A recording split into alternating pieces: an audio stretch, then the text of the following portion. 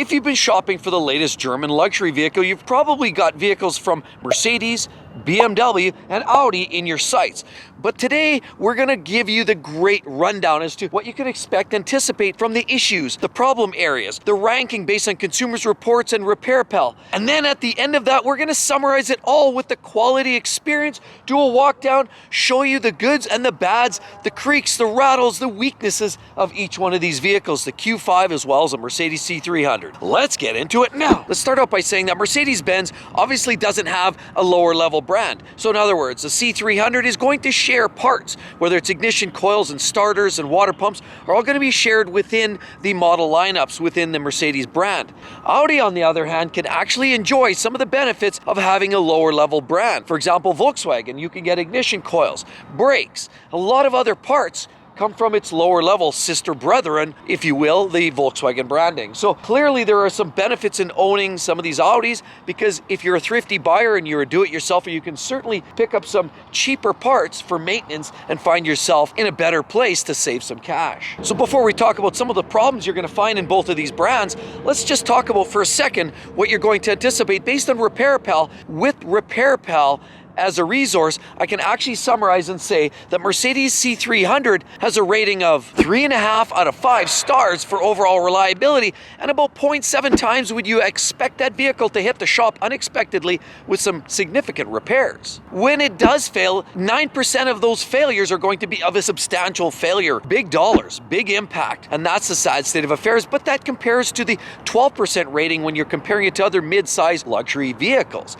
So the Mercedes-Benz is actually proving to be a relatively lower cost and affordable, reliable version within the mid-size luxury car segment. Now, this vehicle, what we have right here, the Audi Q5, has a different set of statistics. The Q5 like this rates at a 3 out of 5 and unfortunately only makes 11 out of 15 for top ranks of mid-sized luxury SUVs, so it doesn't rank all that well in the overall grand scheme of things. And unfortunately, the Q5 like we're looking at right here will see potentially up to 1.2 times to the shop unexpectedly for sad and unpredictable type failures, as opposed to C300's 0.7. So clearly this has a little bit more unexpected frequency to the shop. When it does make it to the shop, it's at a very similar number. At 9% of the failures you'll go to the shop for are of significant ratio. So the dollars out of pocket when you do see a failure might be of similarity to what you'd find in the Mercedes C300. And of course, looking at the Q5 right here, there are certain models that rank particularly bad. The 2011, 2012 first generation Q5s are especially problematic. A lot of them had big oil consumption, timing chain problems, which we'll talk about in a second, versus the 2021, which seems to be holding up a little bit better. Time will tell. The reality is that vehicle's just new enough that maybe some of the ugliness hasn't quite shown up yet. Now, when we look at Consumers Reports' predicted score of reliability, believe it or not, the Buick Envision makes about 90 on that score. The Cadillac XT5 makes 89. The Lexus NX makes 78, and then the Audi Q5 is ranked at 64, while the Mercedes-Benz GLC 300, which essentially right smack neighborhood to this vehicle, is ranked at 63. So very similar would you anticipate the Mercedes GLC and of course this Audi Q5. So before we get to the quality experience, let's talk specifically of some of the problem areas, starting with the Mercedes C300. Well, when talking about the Mercedes, areas that we've had problems with are already, there's a rocker panel that is a separate detach from the body, and where that rocker panel meets up with that rear quarter panel, it actually broke loose when we hit a set of railroad tracks.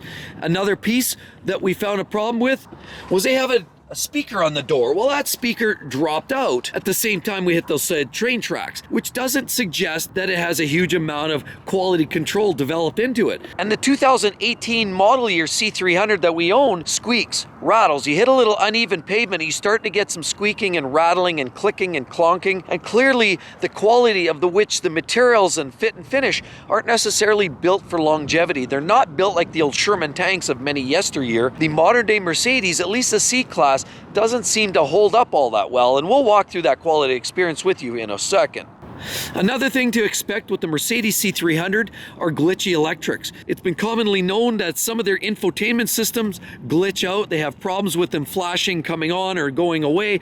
And as well, other issues potentially that some people are talking about are using too low an octane because it's a turbo 4-cylinder engine may result in detonation and engine damage. And some people are noting that pistons are blowing holes in them and essentially resulting in catastrophic engine failures. Remember, that's a French-built engine in the Mercedes C300, and time will tell on the overall longevity, but there have been already cases throughout the forums and people identified of being very unhappy with the fact that they had to replace complete engines in relatively low-mile cars. So what kind of problems would you anticipate with the Q5 like this? What are some of the known issues? We'll talk about that. Let's pop the hood first. There we are. So what we have here is a 2-liter turbo 4-cylinder engine, and it's a TFSI by Audi right there. You can tell, yeah, this one's been rode hard, put away wet. There's a lot of dirt and grime in there, but that itself doesn't necessarily hurt the engine.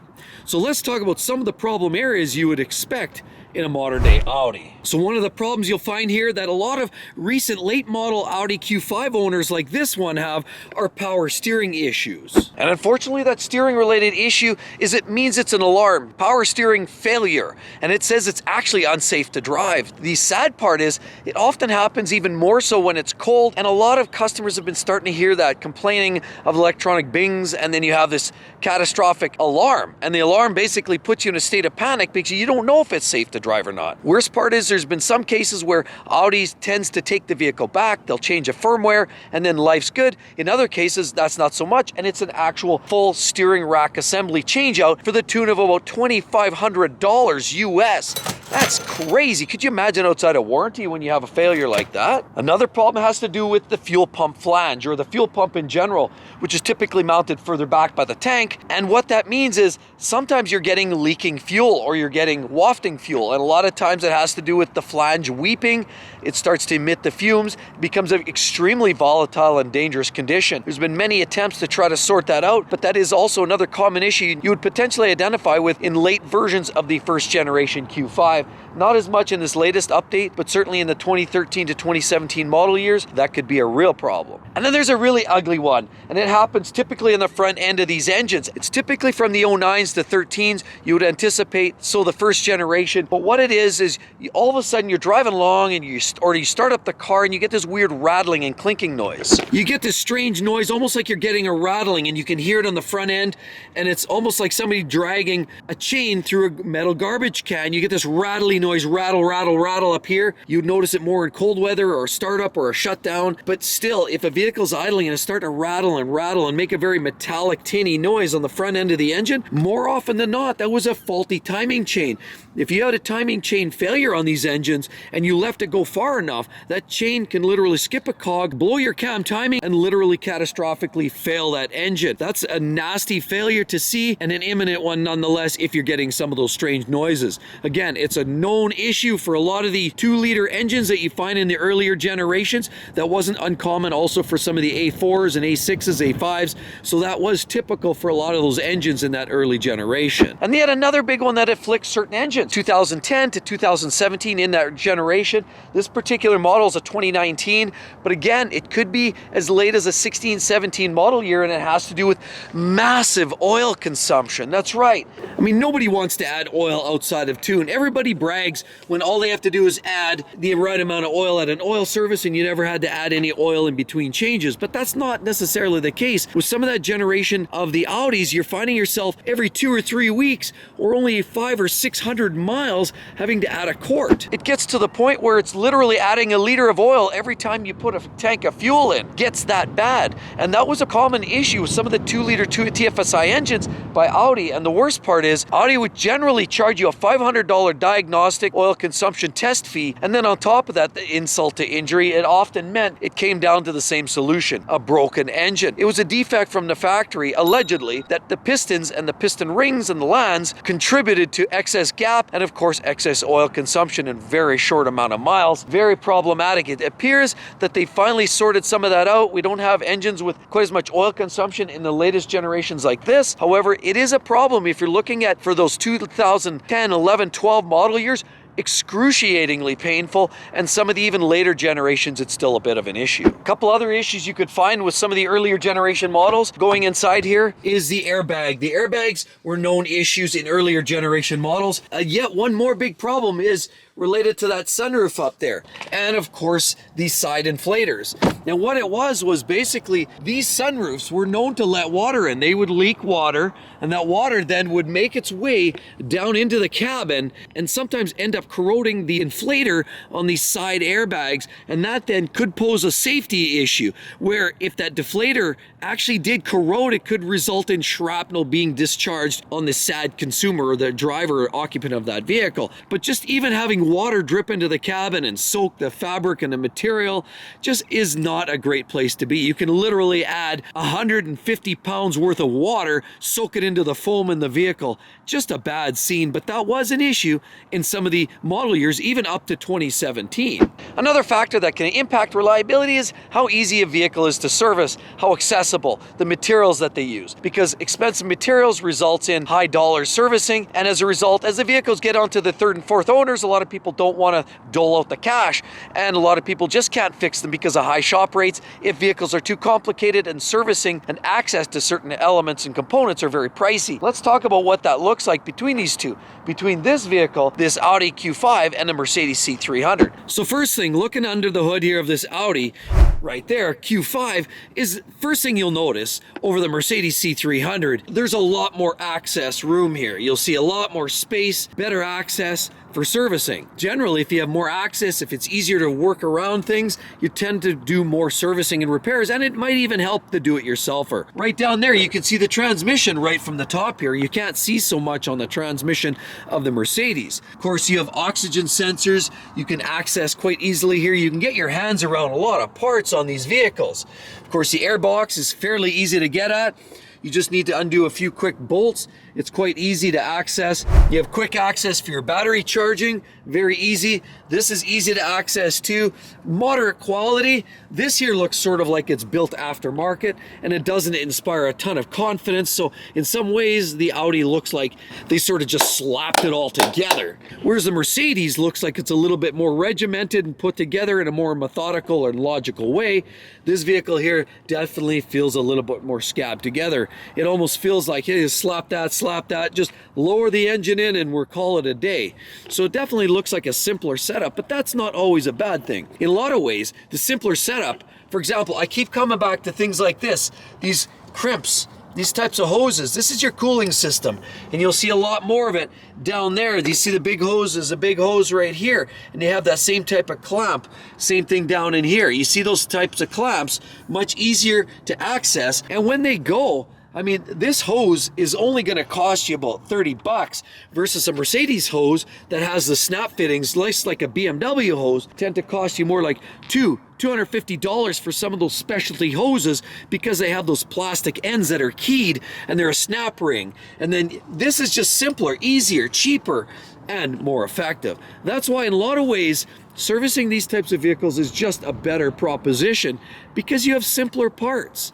And again, as I said before, parts like this are likely going to be found in the same parts bin from Volkswagen. That's probably a Volkswagen part number 2, and that's going to be relatively cheap. Then you go down here and I guarantee those brakes are coming from the Volkswagen part bin as well. So a lot of these parts and pieces are going to be cheaper, easier to change, and more accessible in a lot of these cases, unless you're dealing with the larger engines with the big V8 drivetrains. A lot of these more lower end drivetrains are much more accessible, easier to service, cheaper for parts access, and likely going to be serviced for the long term. Because even the third owner, as a do-it-yourselfer who may not have that unlimited resources, might elect to do some of those repairs themselves because they can reach it. They can fix that part themselves quite simply. Whereas when you look under the hood of the Mercedes C300, it's packed from corner to corner, front to back. There's very little that you even want to get in there without tearing apart the whole front end of the vehicle. It just becomes a real problem area for servicing. And a lot of that's the design, the packaging, but these vehicles are designed in such a way that they're very modular, they're very uniform, they're easy to plug and play, different drivetrains fit in the same chassis. They're just a very simple vehicle, almost like they oversize the chassis to accommodate any type of drivetrain. So first, let's do a quick rundown of the Mercedes quality experience, followed up with a cold start, and then let's do the Audi Q5 quality experience. Take a listen to that unit purr.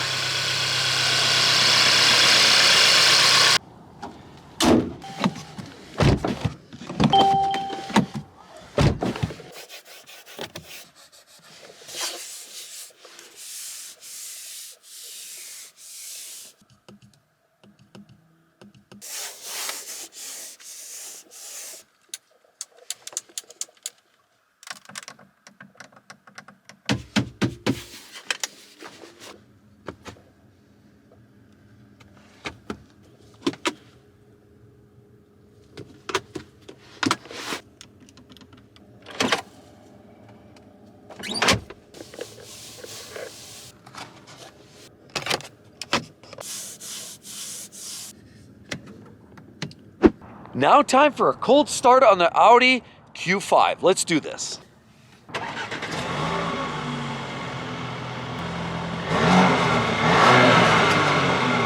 That sounded pretty decent. How about under the hood? How does it sound here? Let's take a listen.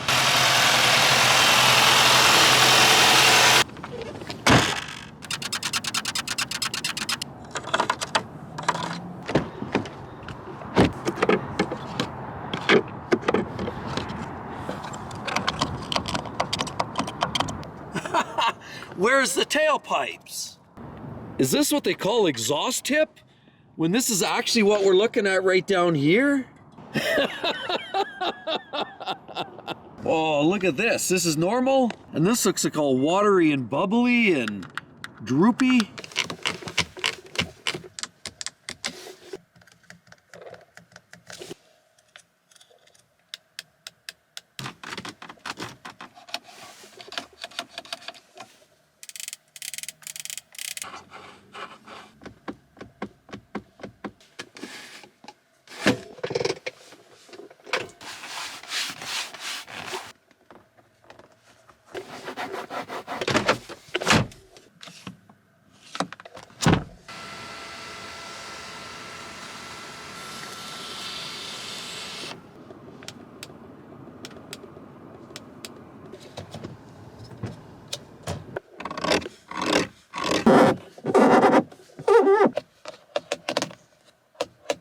So it feels like the build quality between the Audi Q5 and the Mercedes is very similar and comparable in terms of the plastics and fit and finish. You get similar numbers of squeaks and rattles in similar areas. One thing with the Mercedes, there's more touches, you get more detail around exhaust tips, more nice intensive finishing. The finishing is more dialed in and more impressive than you'll find typically in a lot of these Audis. With that said, the Audis seem to benefit from some of the lower cost servicing aspects, parts that you can share with Volkswagen, and the fact that a lot of the parts in general seem to be a slightly lower cost, so it might prove to be a slightly lower cost of operating for the long term. In terms of overall reliability, so far it seems like Audi has struggled with some of their engines. The 2-liter TFSI has been a problem for a lot of their vehicles. I know somebody with the passenger airbag sensor in their seat or doesn't turn on the airbag. Other problems seem to be related to some of the electrics as well as other general quality mechanical control issues in some of the Audis. So at the end of the day, it looks as though the Mercedes has a slightly improved and better quality and durability, reliability rating as well is also very similar. So either way is a comparable choice, but based on statistics, my money goes to the Benz. And with all of that said, you're gonna love it right there, the quality experience. Probably wanna see what it's all about comparing a vehicle like that Mercedes C300 as well as a non-luxury brand like a Toyota Camry. Hope to see each and every one of you on the next one. We'll see ya all real soon. Bye-bye.